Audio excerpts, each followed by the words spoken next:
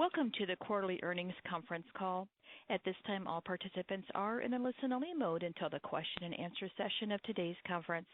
At that time, you may press star one on your phone to ask a question. I would like to inform all parties that today's conference is being recorded. If you have any objections, you may disconnect at this time. I will now turn the call over to Mr. Rich Kinder, Executive Chairman of Kinder Morgan. Thank you, sir. You may begin. Thank you, Denise. Before we begin, as usual, I'd like to remind you that KMI's earnings release today and this call include forward-looking statements within the meaning of the Private Securities Litigation Reform Act of 1995 and the Securities and Exchange Act of 1934, as well as certain non-GAAP financial measures. Before making any investment decisions, we strongly encourage you to read our full disclosures on forward-looking statements and use of non-GAAP financial measures set forth at the end of our earnings release, as well as review our latest filings with the SEC for important material assumptions, expectations, and risk factors that may cause actual results to differ materially from those anticipated and described in such forward-looking statements. Before turning the call over to Steve and the team, let me begin this call by touching upon the state of the energy segment of our economy as we start this new decade. As a share of the S&P 500, the energy business has declined from 16% at its high point in 2008 to about 4% today. There are many explanations for this deterioration in relative value, and some of them are frankly beyond the control of our industry, but let me concentrate on a few things I believe our business needs to do if we are to succeed and prosper in this challenging environment. We need to show our investors that we have a path forward to produce reasonable returns for our shareholders on a sustainable long-term basis. This means that as an industry, we have to produce positive cash flow from our operations and use it to benefit our shareholders. We also have to constantly explain why fossil fuels, and particularly natural gas, have a long runway of future utilization under even the most bullish scenarios for converting the world's economy to renewable fuels. Reams of research have been published underpinning this position, but it often gets overwhelmed by sloganeering and political noise. Finally, we have, as an industry, to do as much as we reasonably can to reduce our emissions, becoming part of the solution, not part of the problem. I've outlined on previous calls the success we and others in the midstream segment have had in lowering our methane emissions, and the whole industry needs to move forward on this track and report results in a transparent way. Now, let me apply the financial part of what I've just said to Kinder Morgan. Our strategy is in many ways a conservative one, which I think is in keeping with the nature of the industry in which we operate. Energy infrastructure companies like Kinder Morgan generate lots of cash flow, and the test of good management is how that cash flow is utilized.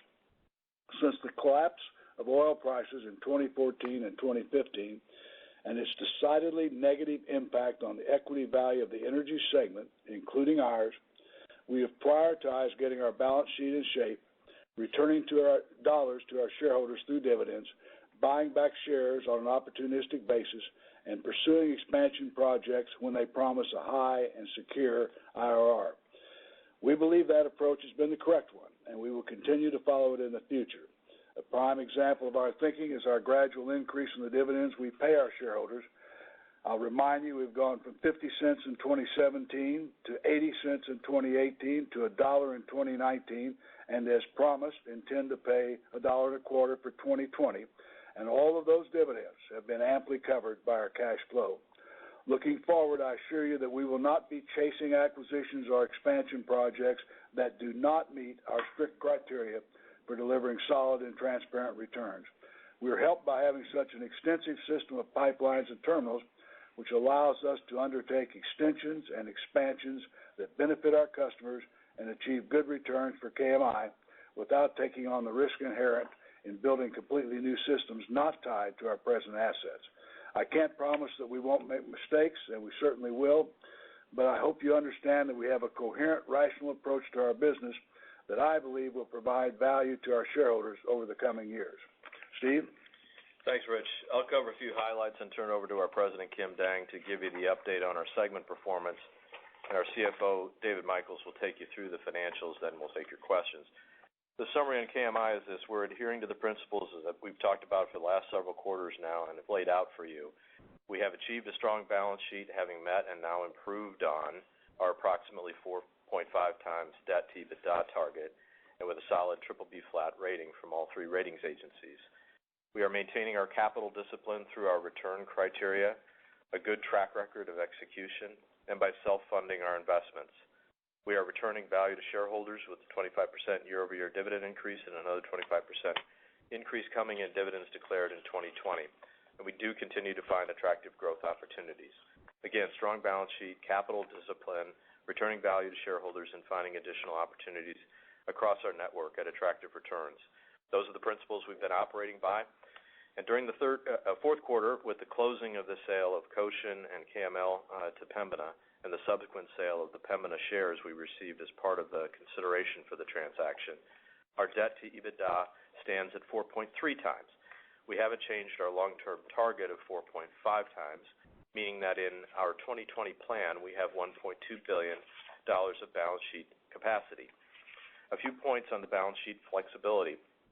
First, it's good to have it. We worked hard to get it, having reduced debt by $9.4 billion over the last 4 years or so. And as we said in our guidance in December, having this flexibility is, we believe, valuable to our shareholders, the flexibility itself. Second, we will be opportunistic in turning that capacity into even greater value for our shareholders. We also have not changed our policy that we announced in mid-2017 when we introduced our share repurchase plan. That policy is that we will be opportunistic on share repurchases, not programmatic, and that message hasn't changed. Also, a few points about creating shareholder value with our project investments. First, we do achieve attractive returns on our project investments in aggregate.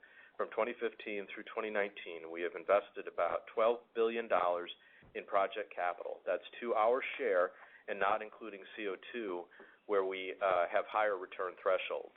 In aggregate, those projects were approved on economics that projected about a 6 times EBITDA multiple.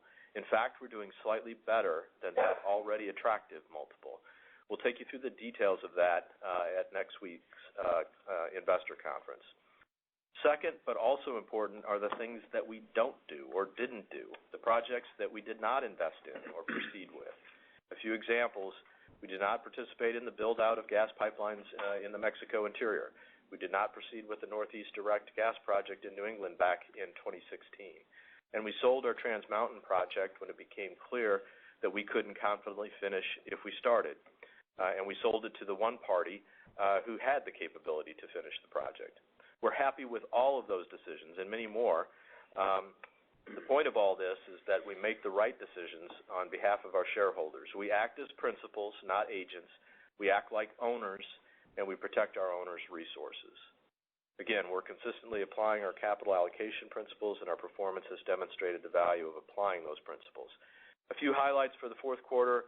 As mentioned, we closed on the KML and Kean sale in December and converted the shares we received earlier this month.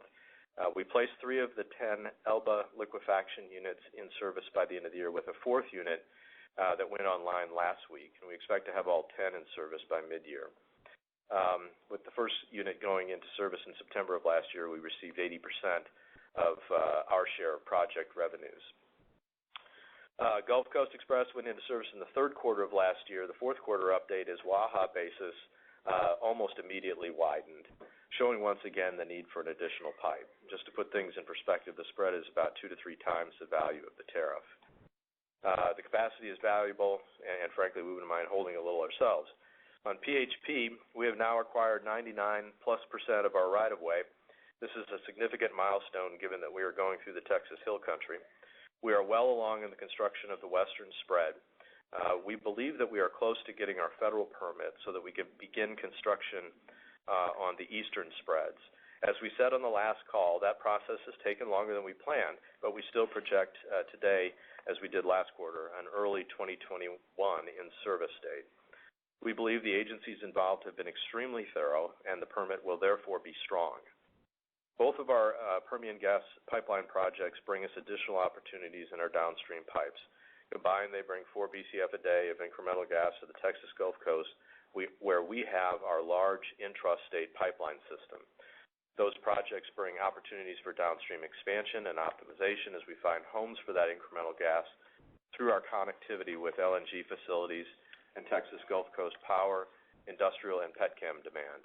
Our backlog includes about $325 million to expand and improve connectivity along our Texas intrastate pipeline network to enable us to place the incremental volumes that are and will be hitting our system. We're still working with customers on a third 2 BCF a day pipeline called Permian Pass. This remains a work in progress. It's not in the backlog. We believe eventually this pipeline is needed, but probably not as soon as we thought this time last year. In the meantime, we're continuing to talk with producers and potential partners and believe, number one, the long-term dynamics of needed gas takeaway capacity out of the Permian Basin are strong, and that our extensive pipeline network in Texas put us in good position to pick up this opportunity when the market is ready to sign up for it. These Permian projects show us taking advantage of a very positive situation. There is large supply growth in Texas and large demand growth in Texas, and we can bridge the two and connect to our premier Texas intrastate pipeline network and stay entirely within the state of Texas, where we have more commercial flexibility. As we pointed out at the conference, 70% of natural gas demand growth between now and 2030 is projected to be in Louisiana and Texas, and our systems are well positioned to benefit from that. Finally, our backlog now stands at $3.6 billion. That's down from last quarter, primarily due to us placing a processing plant in service during the quarter and removing the backlog associated with KML projects from the KMI backlog. We will remain disciplined here, seeking returns that are comfortably above our cost of capital. We believe our historical experience, the size of our network, and the market dynamics, particularly in natural gas, will continue to provide the opportunity to invest in $2 to $3 billion a year. That's what our track record would show. But if we don't find that much in new opportunities, we are not going to force it, as the examples I gave you show. We have other opportunities to deliver value to our shareholders. We will maintain our discipline. And with that, I turn it over to Kim. Okay, thanks, Steve. Well, I'm going to sound like a broken record because we're now up to 8 quarters, that's 2 years in a row in which natural gas transport volumes on our transmission pipes have exceeded the comparable prior year by at least 10%. For the fourth quarter, transport volumes were up 14% compared to the fourth quarter of 2018. Specifically, EP&G was up almost 1.3 BCF a day due to increased Permian-related activity and colder California weather. TGP was up over a BCF a day due to expansion projects. CIG was up 780 million cubic feet a day due to increased DJ production and higher heating demand on the Front Range in Colorado. KMLP volumes were up 542 million cubic feet a day due to the Sabine Pass expansion. GCX went into full service, and we are now routinely operating at full capacity of approximately 2 BCF a day. And the Texas intrastates were up over 500 million cubic feet a day on continued growth in the Texas Gulf Coast market and the additional supply coming in from GCX. On our gathering assets in natural gas, volumes were up 8%, or 265 million cubic feet a day from the fourth quarter of 2018, and that was driven primarily by higher volumes in the Eagle Ford and the Bakken. Our Bakken gathered volumes were up 18%, and our Eagle Ford volumes were up 22%. Haynesville volumes were essentially flat versus the fourth quarter of 2018. NGL transport volumes were up 23% in the fourth quarter compared to the fourth quarter of 2018, and that was due to higher Cochin volumes. The product segment was also up nicely in the quarter as we received strong contributions from our Bakken crude assets, the splitter, and SFPP. Overall, refined product volumes were flat in the quarter compared to the fourth quarter of 2018, and crude volumes were also essentially flat. The terminals business was down in this quarter compared to the fourth quarter of 2018. The liquids business, which accounts for nearly 80% of the segment total, was impacted by the December sale of KML. But in our Houston liquids terminals, we saw record volumes. We saw record quarterly throughput of 137 million barrels. That's about 1.5 million barrels a day. and we averaged 328,000 barrels a day in refined products going over our docks. Our bulk business was down compared to the fourth quarter of 2018, with gains at our from our petroleum coke handling business more than offset by weakness in coal export volumes. Finally, CO2 was hurt by lower commodity prices and lower crude volumes. Weighted average NGL price for the quarter was down $5.34 per barrel. That's about 19% versus the fourth quarter of 2018. And our weighted average crude oil price for the quarter was down 10%, or $5.67 per barrel. On the crude oil decline, that was largely driven by our Midland Cushing basis hedges. Crude oil production in aggregate across all the fields was down 5% compared to the same period in 2018. Net NGL sales volumes were up 4%. In our CO2 operations, although we're down this quarter, we still do benefit from holding billions of barrels of original oil in place. And we continue to find additional opportunities to exploit that resource base and extend the productive life of SACROC and Yates in particular, as we have for years. But we will remain disciplined in our investment approach and set higher return thresholds for these investments. With that, I'll turn it over to David Michaels. All right, thanks, Kim.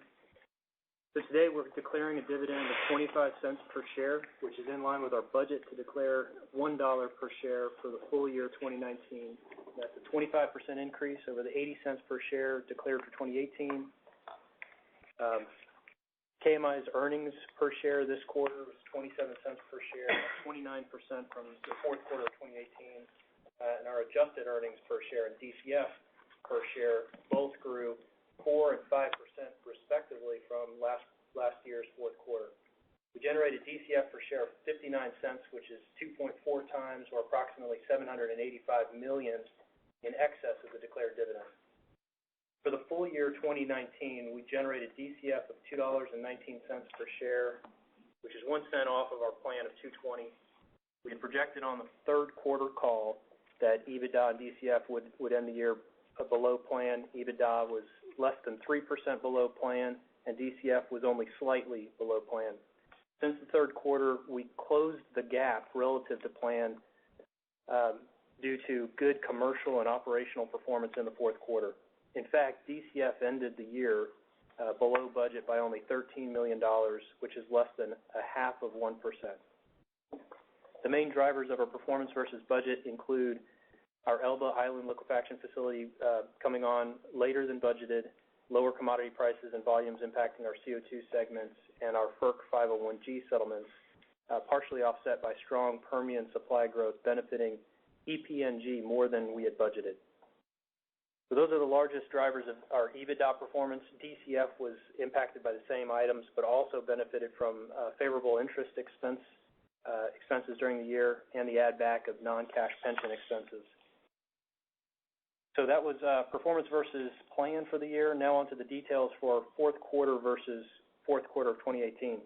Revenues were down $429 million from the fourth quarter of 2018, but we also had a decline in the cost of sales in the quarter of $423 million, which nearly offset the revenue decline, meaning that our gross margin was about flat from last quarter of last year. That's a good reminder that given the way that we contract, particularly in our Texas intrastate business, gross margin, which is revenue less cost of sales, is a better indicator than performance than revenue alone. Additionally, we recognized $112 million of non-cash gains on derivative contracts during the fourth quarter of 2018. We treat those non-cash gains on those derivative contracts that didn't settle in the period as certain items, and we exclude those from our non-GAAP metrics. But for those non-cash gains, therefore, gross margin was up over $100 million period over period. You'll see on the income statement the gain-loss on divestitures and impairments line item.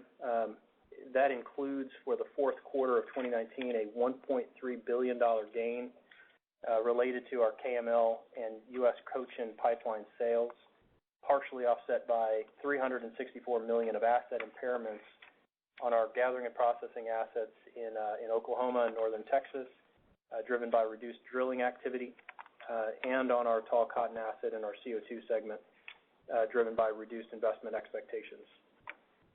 The loss earnings from equity investments line item includes, for the fourth quarter 2019, a $650 million impairment on our Ruby pipeline investment, which we took in the quarter as a result of upcoming contract expirations along with competing natural gas supplies.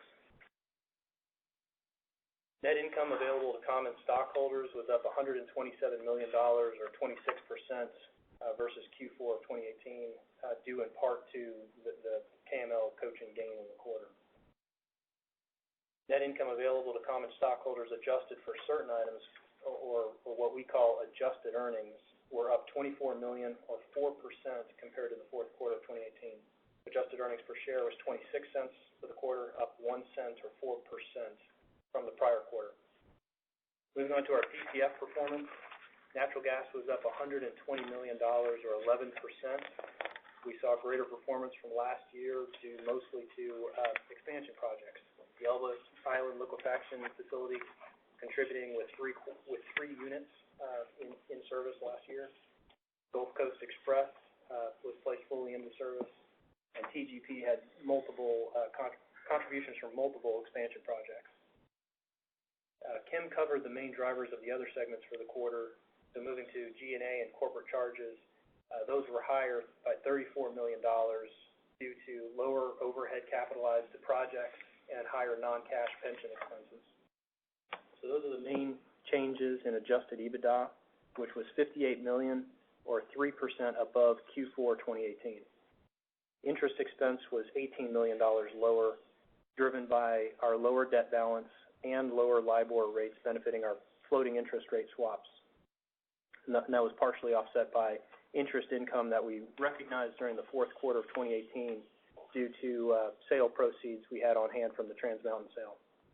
Sustaining capital was $30 million higher versus the fourth quarter of 2018. However, we had budgeted to spend more sustaining capital in 2019, and we actually ended the year favorable to plan in the sustaining capital category. Total DCF of $1,354 million is up $81 million, or 6%, and our DCF per share of 59 cents was up 3 cents, or 5%.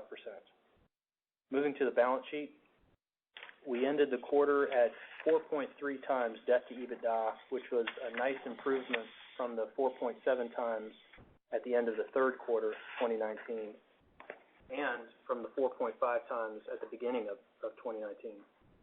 It's also better than our budget of 4.5, despite EBITDA coming in a bit below budget. We remain focused on capital discipline, which means we continue to only invest in projects that meet our high hurdle rates, and we continuously review our capital plan. In 2019, those efforts resulted in more than $300 million of lower capital spend compared to what we had budgeted. Looking at the net debt, our adjusted net debt ended the quarter at $33 billion, which is down $2.2 billion from the third quarter and $1.1 billion lower than year-end 2018. We didn't issue any KMI bonds in 2019, and in fact, the last KMI bond issuance was nearly 2 years ago in February 2018. Additionally, as Steve mentioned, but I think it's worth mentioning again, our net debt is down $9.4 billion since the third quarter of 2015. So nice progress there. To reconcile the change in net debt for the quarter, we had DCF of $1.354 billion. We had $1.55 billion of proceeds from the Cochin sale. We sold our share of KML's preferred equity, $215 million of which was in our net debt. We contributed $600 million of growth capital and contributions to our joint ventures. We paid dividends of $570 million, and we had a $250 million working capital source of cash, which is mainly interest expense accruals. And that reconciles you approximately to the $2.2 billion decrease in debt for the quarter.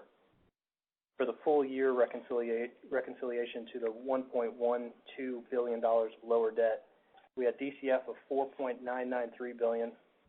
We had $1.67 billion of divestitures, mostly represented by the U.S. coaching sale. We removed the $215 million of KML's preferred equity. We had growth CapEx and JV contributions of $2.92 billion. We paid dividends of $2.2 billion. Paid taxes on the Trans Mountain sale of $340 million. And we had approximately a $300 million working capital use of cash. And that gets you to the main pieces of the $1.12 billion decrease in net debt for the year. And with that, I'll turn it back to Steve. All right, so a couple quick reminders before we start the questions. Number one is, as I'm sure many of you know, we will have our annual investor conference next week, and so David and Kim and I and others will be going through the details of 2020. So we'll kind of ask you to wait for that more detailed presentation in terms of the 2020 plans. And then secondly, as we've done the last several times, as a courtesy to all the callers, we'll ask that you limit your question to one question with a follow-up. But if you've got additional unanswered questions, get back in the queue, and we will come back to you. Okay? All right, Denise, with that, let's open it up for questions. Thank you. We will now begin the question and answer session. If you would like to ask a question, please press star one, unmute your phone, and record your name clearly. Your name is required to introduce your question. If you need to withdraw your question, please press star two. Thank you. And our first question does come from Shneur Gershuni with UBS. Your line is open. Hi, good afternoon, everyone. I'll keep my questions light given the Analyst Day next week. Maybe to start off, Steve, you've been very careful to say no programmatic buybacks in the past, and you reiterated it today, and you just want to use it with respect to opportunistic buybacks. Is there a plan to either share with us today or at the Analyst Day next week if you plan to complete the authorization by a certain point in time, just a little bit more color with respect to how you're thinking about the buyback over a longer-term basis?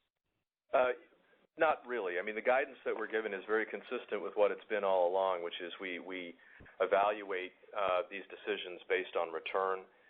We do look to purchase opportunistically, not programmatically. We've never published any kind of target price, et cetera. And so, you put that together and you say we're not going to announce a specific timing for the conclusion of the program either. But we have used about $525 million of the $2 billion program. We have used it opportunistically, and we are pleased with the results of our share repurchases under the program to date. Okay, fair enough. And maybe as a follow-up, I was just wondering if you can expand a little bit on the changes in the backlog that you put out in your prepared remark. Has ELBA already been removed from it with it coming online? And were there any changes to your CO2 outlook with respect to the backlog, or everything's kind of the same? Yeah, so ELBA, what we've been doing on ELBA is since we put the first unit in service, and that's really when the balance of the plant was complete and when the substantial 80% to our share of the revenues started, we started reflecting ELBA pulling it off the backlog as the units were coming on. Correct? Yes. Okay.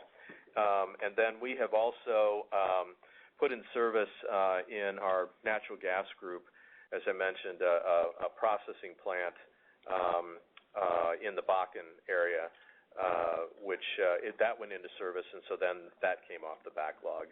And that's really the biggest chunk in that movement.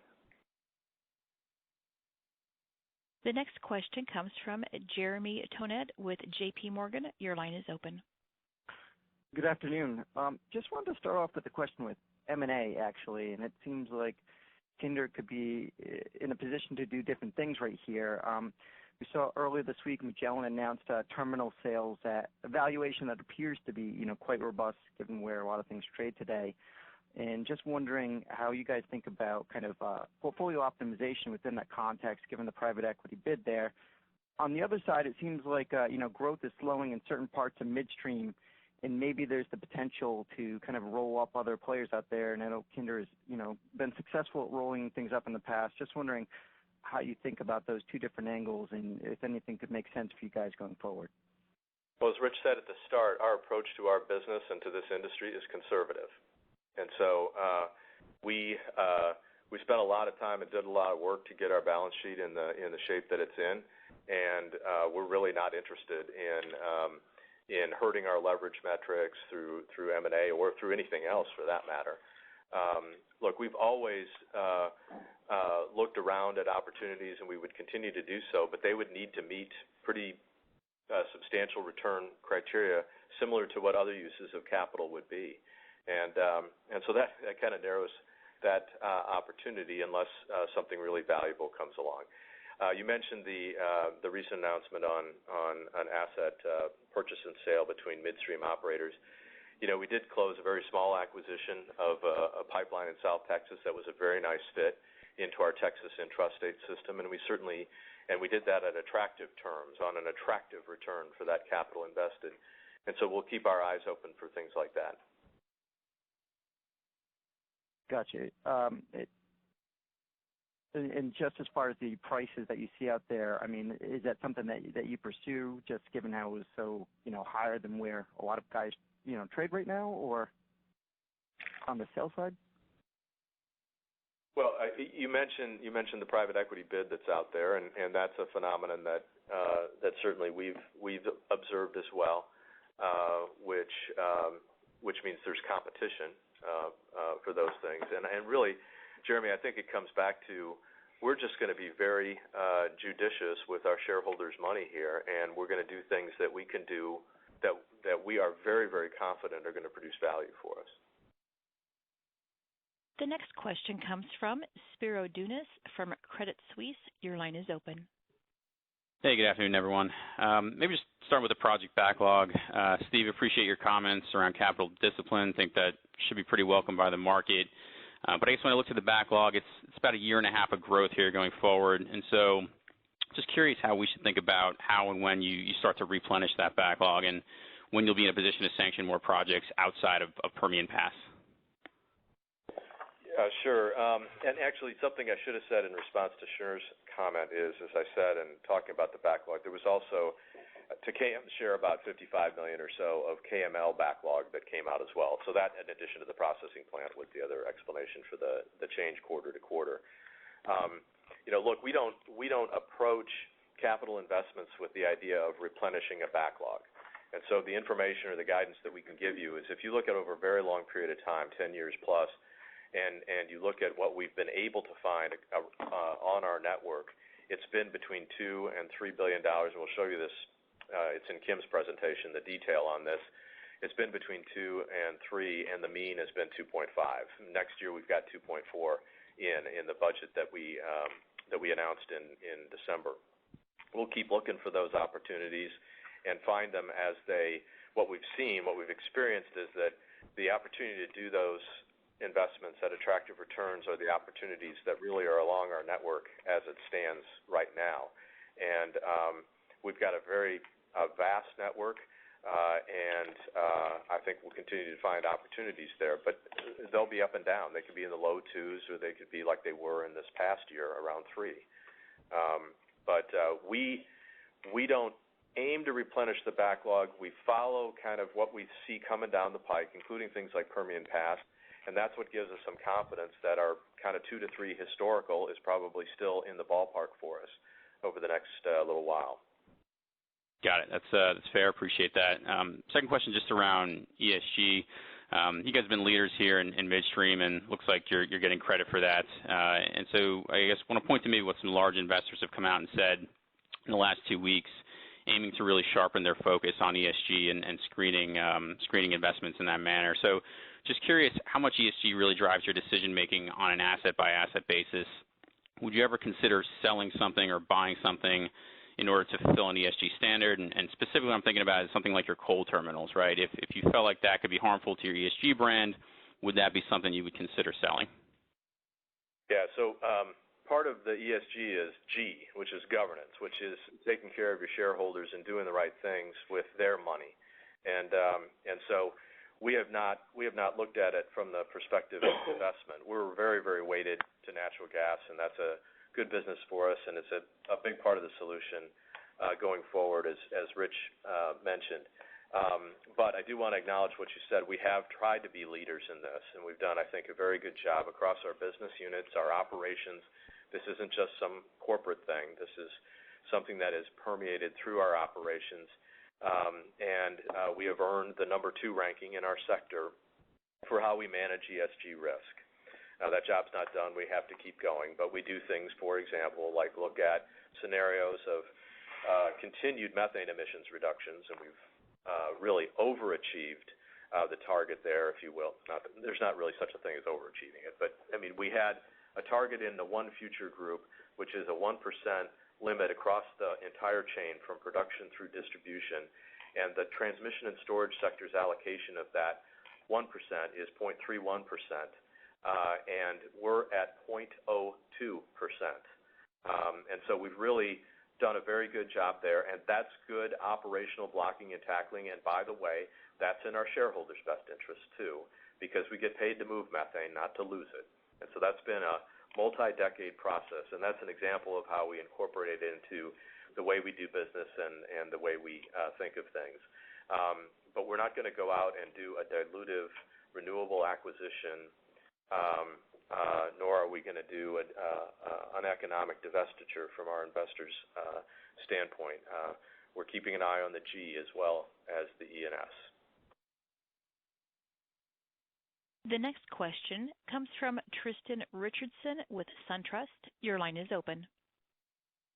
Good morning. Good afternoon, guys. Just a project question on Permian Highway, just a clarification. Can you talk about the expected timing of permitting on the federal side that you mentioned would allow the eastern spread to kick off? Make it a point of not speaking for federal regulators. So all I can say is based on how fully the record is developed and based on certain statutory timelines that are built in to the authorizing legislation, we expect it to be soon, and that's why I use the word soon and not a more specific one. Okay, and then follow up, just has the commercial discussion around Permian Pass changed now that the market and the world has seen how short-lived that narrow spread was? Certainly everybody's noticed that. I think I would say that, we first saw, as we reported when we came out in the third quarter, we saw, I would tie it to, after producers came out with their second quarter guidance, which was after we did our second quarter, and they tightened up on their capital plans, et cetera, that there was definitely a cooling of what had been some fairly active commercial discussions that we thought might have even led us to an FID decision, last year, and that clearly has been delayed. I don't think it's cooled any further than since then, and I think people do recognize that additional gas takeaway is going to be needed. And something that I thought was interesting that one of the fundamentals guys wrote about is, in the Permian, 97% of the value in the well is in the oil and the liquids that are produced. And oil prices are still pretty good, and the Permian has been completely debottlenecked to the point where Midland is trading above WTI. So that suggests if you can economically produce oil, you're going to need to find a way to put the gas away. And we already have a constrained or a high basis differential between Waha and Ship. And so I think, as people start to evaluate their capital plans and think about what's economic to do and not, that they're going to ultimately need some additional takeaway capacity. We can't guarantee that we're going to get it, but we think we're well placed for it. The next question comes from Keith Stanley. Your line is open from Wolfe Research. Hi, thanks. Just wanted to follow up on the M&A topic. The last call, you guys had cited some inbound interest at attractive multiples on some assets. Just curious if you're still getting interest in specific assets and level of optimism you can execute on accretive sales this year.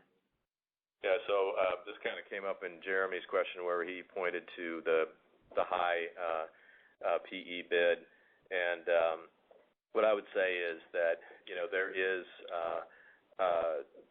a differential between how private equity investors, the multiple at which private equity investors place on the cash flows from certain assets that we generate and what it appears the public markets place.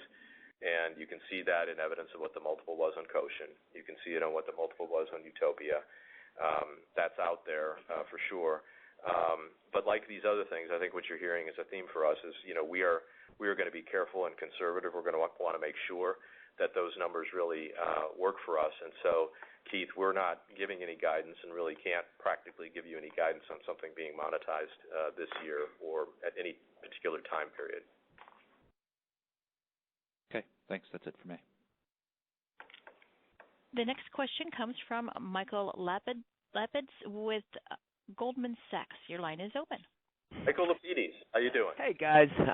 Congrats on a good quarter. Real quick question. Just curious, over the last 30 to 60 days, how your conversations with producer customers have been, given how weak natural gas prices, especially over the last couple of weeks, have been, and how you think about how that flows through both your gathering business, but even some of the long-haul pipes that have significant producer counterparties, instead of regulated utility counterparties, thinking like Ruby, obviously, given the impairment, but even some of the smaller ones like Fayetteville Express or MEP.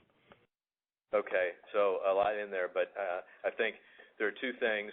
One is the conversation is fundamentally different with an oil producer who is also producing natural gas, like the people in the Permian, for example, right? And so that's where a lot of that incremental growth in gas production that we expect, we've seen this, others have seen it, a shift in where the growth is going to come from, away from kind of some of the dry gas plays and more toward the associated gas plays like what you see in the Permian and the Bakken. On the other hand, I mean, there's no doubt that with gas prices where they are, the dry gas producers are under some strain, and they're being very careful and thoughtful about how they are managing their business, and those folks are our customers, and we're in good contact with them, and it's not those are not discussions about growth so much. Well, some of them are, but they're more discussions about making sure that we continue to have adequate credit support and that we're being constructive where we can be, et cetera. But the dry gas plays are more challenged, and the associated gas that's coming out of the Bakken. I mean, I think the next solution in the Bakken really needs to be incremental residue gas takeaway capacity out of there. And we already talked about the Permian, so no more there. Now, on the other assets that you mentioned specifically, we talked a little bit about Ruby. That's a challenged asset, for the reasons we discussed. Well, it's coming from the Rockies. Rockies is overpiped in terms of on an export capacity basis. That's been the case for a while now, and there are alternative sources from Canada, for example, to serve the market in the Northwest. So that's a challenged asset, and FEP is challenged as well. But MEP, it's been a little bit of ups and downs, but we're seeing nice positive spreads that we're able to transact at. That's a little bit more of there's a multi-zonal system. It gives us access to a lot more supply and delivery interconnects and takeaways. So that asset has improved some from the prospects that we had. No doubt, contracts that roll off there and that rolled off last year rolled out into a much more challenged spread environment, but there's still positive economic value on that asset. And so that's kind of the rundown on those three. Got it. Thanks, Steve. Just one quick follow-up. Any update on the JV you had talked about with Tallgrass and kind of in the Rockies and that neck of the woods with multiple assets involved? Been a little quiet on that front. Yeah, we really haven't been able to make anything work there in terms of we did an open season to secure some contracting, to recontract some expiring capacity on Double H, which will go through Pony Express on its way to Cushing. We weren't able to do any other conversion upstream or other expansion-related projects, but we do still have pipe in the ground in the west that we are looking at alternatives on, and continue to look at alternatives there. The next question comes from Ujjwal Pradhan with Bank of America. Your line is open. Good evening, everyone. Thanks for taking my question. First one, I wanted to touch briefly on your LNG exports market outlook. I think some global forecasts out there seem to paint a picture of the U.S.-led LNG supply growth overwhelming global demand growth over the next couple of years. How concerned are you about risks to your overall nat gas supply to LNG export facilities in the U.S.? We're very happy with the LNG customers that we have, and I think the facilities that are coming out of the ground are coming online. And the way our contract structures work is we're getting paid for the capacity, whether it's used or not, but they are using it. And so we're not exposed to, and the way we structured everything, even on Elba, our contractual structure on Elba is our contractual structure is such that we are not exposed to the vagaries of global commodity prices in natural gas. So I think obviously we're interested in seeing additional LNG infrastructure get built, and we'd like to be the ones to serve it. We're, depending on the day, 40 to 50% of the throughput that goes through to LNG exports, and that's been a nice growth story for us, and we'd like to see that continue to grow. But we're not exposed to, not exposed to the global LNG price because of the way our contracts are structured. Got it. And maybe a quick follow-up on the M&A discussion earlier. If you were to be able to do sizable asset sales this year, what would be the priority for the use of those proceeds? Again, we make those. We've gotten to a milestone, obviously, on the balance sheet, as we pointed out, and the way we've looked at uses of cash is, further debt reduction, share repurchases, dividends, or projects, and we make those determinations based on what we expect the returns to be from them, and that mostly comes down to after you've secured your balance sheet, you've secured your dividend, and we're meeting what we projected in 2017. Then you look at the trade-off between a share repurchase and a project, and you make adjustments for the different nature of those two assets or those two investments, and you do the best return opportunity, risk-adjusted return opportunity that you face.